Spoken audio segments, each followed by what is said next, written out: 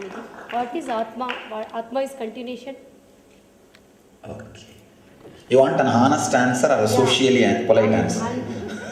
Really. All right. Please be seated.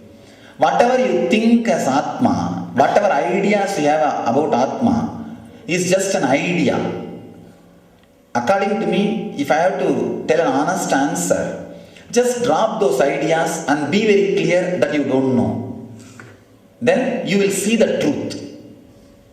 Any idea you carry about Atma only becomes a hindrance for realizing the Atma.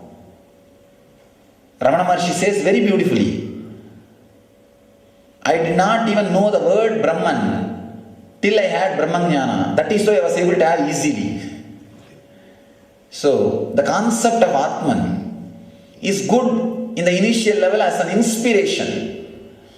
But after you start your path, better to drop the ideas which you carry about Atma and be very clear that I don't know.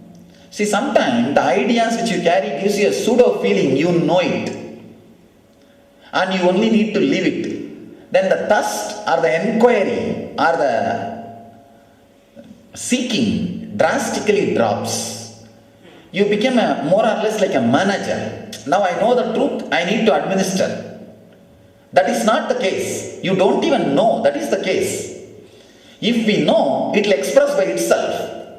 I always tell people, the urge should become urgent. The question should become quest. For that, better not to have an idea about Atman. I can give you any idea. Long, big talks, big idea, but I will be only disturbing you. I can say it's in the form of light, consciousness, satta, svabhava, swayam prakasa, jyoti, nirvikalpa, nirananda, niranjana, nissala, all those big words I can give. But all the words are just nothing more than a brand names. Not true. Somebody says Nirvana, somebody says Advaita, somebody says Atmajnana, somebody says Brahmajnana. I have my own branding name, Nityananda State. So, something like that. I don't want to repeat all the different brand names.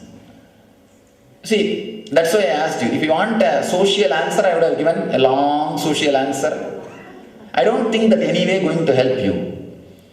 If you ask the same question in the public, I'll give you a very long answer.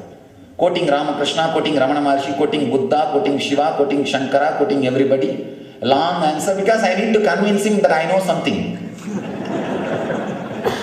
Here I don't need to convince you. I can straight away help you. You understand? You are a seeker. I can straight away share with you what really can help you. Usually these big terms are used not to help that person, to help myself.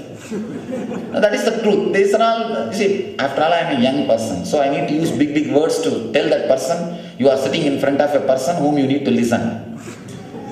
And I think with seekers, I don't have to use the big words. I can straight away tell the truth. This is what I feel. Better not to have an idea. Once you enter into the journey, just be very clear you don't know. That clarity you don't know can lead to such a great depth, can give so much of strength, will bring so much of inspiration. You will never be struggling or in depression. See, depression is the worst problem seekers face in the life.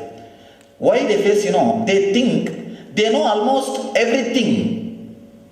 They know everything, only thing they have to make it as a reality in their life.